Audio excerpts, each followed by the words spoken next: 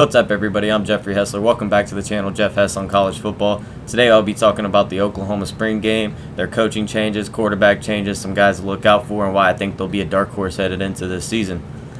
Before I hop into this, please leave a like, subscribe to the channel if you like this video, or if you're a fan of college football. And also, yesterday I had the opportunity to hop on a podcast with a couple guys. We talked about the NBA playoffs, sports today, our predictions on the NBA playoffs, and I also did a full mock draft, some sleepers left out of the first round, and we just had a good time, talk sports. So y'all go check that out. I'm going to leave the link in the description. Make sure you guys check out their channel and their other videos as well. Subscribe to their channel if you like it. If not, just subscribe. Why not? So with that being said, we're going to hop right into it. Obviously, Oklahoma lost Lincoln Riley. They lost Caleb Williams. They lost Spencer Rattler. They lost Nick Bonino to the draft. They lost Mario Williams, one of their top receivers, who went to USC with Caleb Williams. So you start to wonder, well, will Oklahoma fall off the map? No, they won't.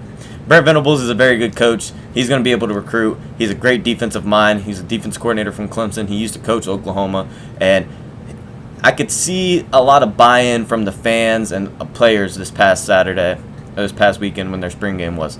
When I say that, the way he was talking, he had a mic. He was talking to the fans, talking to former players, getting them hyped up before the spring game. I think that's awesome. A lot of buy-in from the people around him, and that's huge as a head coach. You need people to buy in, because if they're not going to buy in, they're not going to do really what you want. You know what I'm saying? The buy-in's got to be there. The system's got to be there. They got to believe in what they're doing. I think Brent Venables was a great hire for them.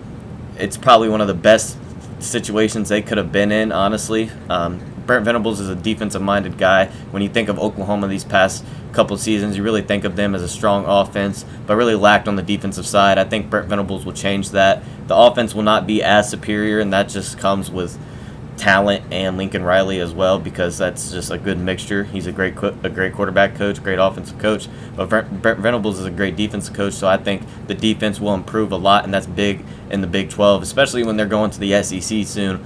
You're going to need a defense to play with those guys because they play defense there.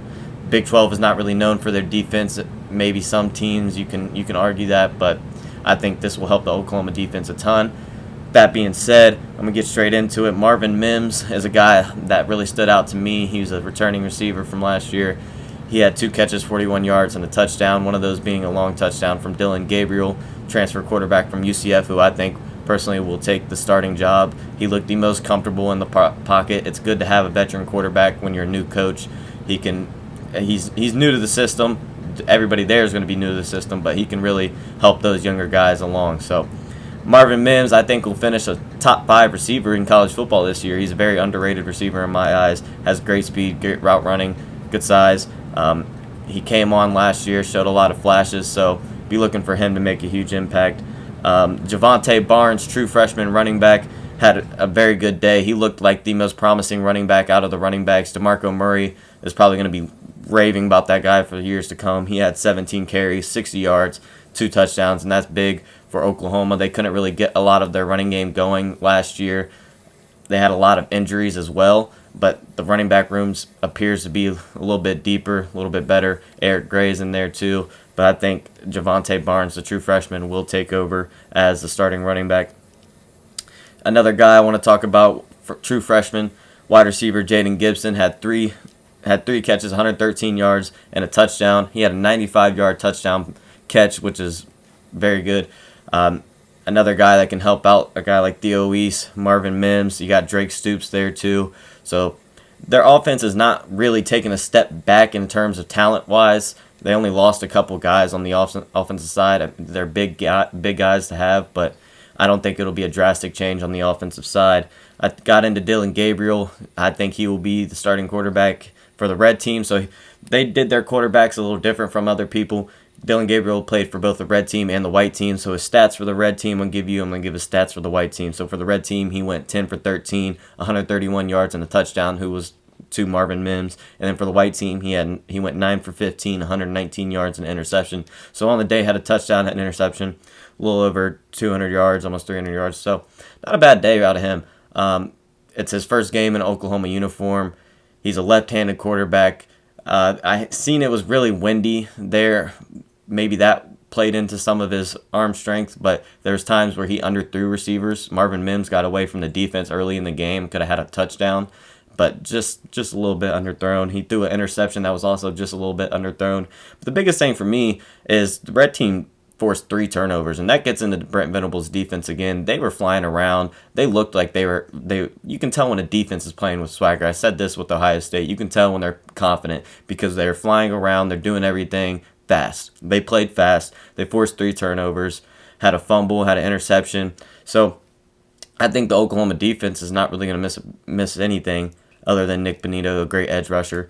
One of my sleepers for the draft, so y'all make sure you go check out that mock draft. Like I said, he was in my sleeper list. But I want to get into why I think Oklahoma will be a sleeper this season. So you think of the Big 12, you think you got Texas. We'll see what Texas can be. You got Baylor, you got Oklahoma State. Honestly, I think the biggest thing for me is going to be Venables in that defense. I think the defense is going to win them a lot of games. Like I said, the Big 12 is not really known for defense. Baylor's got a good defense. Oklahoma State had a good defense, but they're losing a lot of talent. They lost their defense coordinator. And Texas, their defense can't really speak on it because it did not do too much improvement. But their offense did look good. Quinn Ewers looked good in the spring game. I'm going to talk about them here soon too as well, about their spring game and how I see their season going. But they got a lot of offensive pieces. And when you got a big-time offensive conference like the Big 12, you need a defense. And defense wins championships. So the only games I could really see Oklahoma losing is to Texas. I think they'll split the series with Texas because I think they will play twice, once in the regular season, once in the Big 12 championship. So I think it is very possible that Oklahoma could get their way into a playoff conversation. They're not losing a lot of talent. Their defense is going to win them some games. I think Dylan Gabriel will be all right. He was a strong quarterback at UCF, won games. He's a veteran guy that can help, like I said, can help out those younger receivers. So Marvin Mims, that helps a ton too on the outside, and having a guy like Javonte Barnes with that run game. DeMarco Murray is going to do magic for that kid. He's going to be a very good running back for years to come. And even guys like Theo Weiss, Drake Stoops, even Jaden Gibson, a young guy, that helps out Dylan Gabriel. It gives him threats on the outside. So it can only get better for Dylan Gabriel as the season goes on. We'll see more once we get into the season, but I really think Oklahoma looked very strong in the spring game. I think Brent Venables is going to be a very good coach for them. Recruiting isn't falling off too much. So with that being said, if you like this video, please leave a like, subscribe to the channel.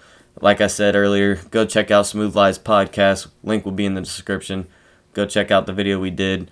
It should be dropping here soon. We talked about NBA playoffs and NFL mock draft. So y'all have a good day.